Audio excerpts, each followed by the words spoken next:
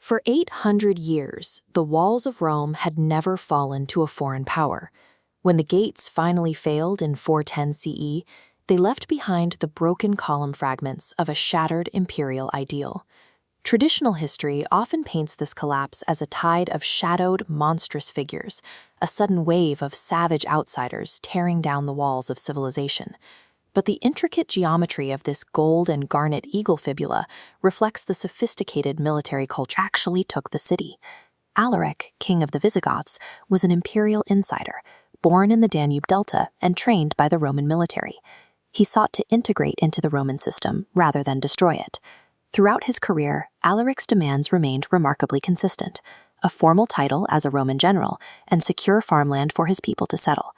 Rome had spent decades relying on Gothic soldiers to fight its wars, while denying them political legitimacy.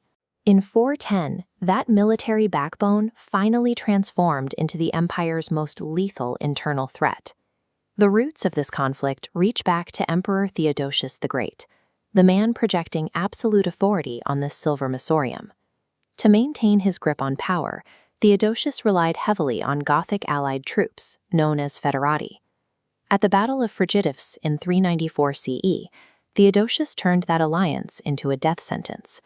He positioned Alaric's Gothic units directly on the front lines, forcing them to absorb the primary impact of the enemy charge. 10,000 Gothic soldiers died in the opening hours of the battle. Their slaughter allowed the Roman units to advance safely from behind and secure a political victory for the emperor. Despite this staggering sacrifice, Alaric received no promotion. He was ignored for a formal military title and sent back to the Balkans without the recognition he had been promised. The battle proved that the Roman state valued Gothic blood for its wars, but held no regard for Gothic lives. Alaric realized that as long as he served as a submissive ally, his people would remain expendable cannon fodder. When Theodosius died in 395 CE, the Roman Empire fractured. It split into two rival halves, East and West, each ruled by one of his young, inexperienced sons. Alaric, now elected king by his starving people, led a rebellion to force the Romans to provide the food and resources his veterans were owed. He kept his people alive by bouncing his army between the borders of the Eastern and Western administrations.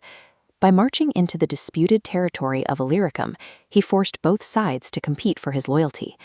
This solidus coin shows the two figures representing the dual Roman administrations. They treated Alaric as a political pawn, granting him temporary titles and grain when they needed him, and stripping them away as soon as the immediate crisis passed. The Roman elites were so focused on their internal rivalries that they failed to see the danger of weaponizing a desperate, landless army within their own borders. The Western Empire's defense rested on a single man, the general Stilicho, carved here holding the spear and shield. Stilicho understood Alaric's value as a soldier and worked for years to keep him under Roman control. In 408 CE, the Western court succumbed to paranoia.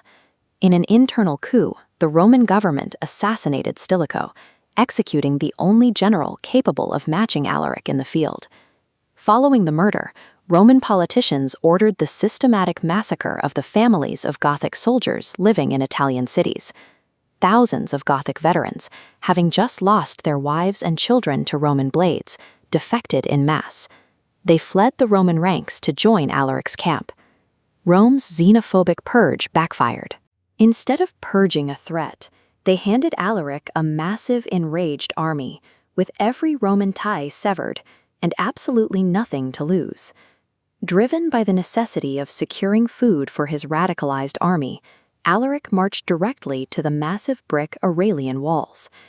Even at the gates of the capital, Alaric's demands remained focused on settlement. He offered to withdraw in exchange for a modest land grant and the Roman title of comes. The Roman Senate, isolated and arrogant, flatly refused his final terms. The 410 CE sack of Rome unfolded as a violent, desperate act of extortion, the final explosion of a political negotiation that failed for decades.